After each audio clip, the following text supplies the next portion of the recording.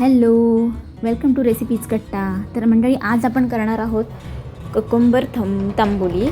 तर हा एक कर्नाटकी थंड पदार्थ आहे, ज्याचा अर्थ उन्हाळ्यात शरीराला थंड करणारी पातळ दह्याची करी असा आहे. तर यासाठी मी इथे काकडी स्वच्छ धुवून घेतली, त्याची सालं काढून घेतली आणि ती छानपैकी कट करून घेतली बारीक बारीक पीसमध्ये. आणि त्यानंतर मिक्सरच्या भांड्यामध्ये ही काकडी घातली. त्यानंतर त्यात आवडीनुसार मिरची घातली, 1 ते 2 मिरच्या घालायच्या आणि खोबरं घालायचं, ओलं खोबरं, 3 ते 4 लसणाच्या पाकळ्या, कोथिंबीर हिरवीगार आणि आवडीनुसार जिरं घाला. आणि मी त्यात तीळ घातलेत 1 चमचा.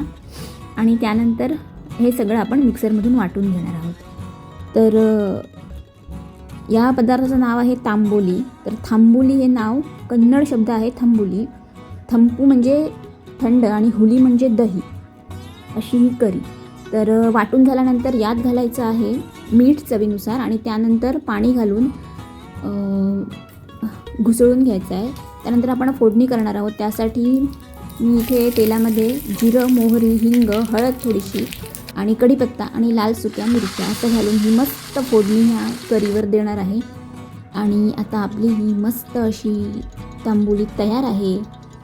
हा कर्नाटकी पदार्थ तुम्हीसुद्धा नक्की करून बघा आणि आवडला असेल तर व्हिडिओला लाईक करायला विसरू नका आणि सबस्क्राईब करायला सुद्धा विसरू नका. Bye bye.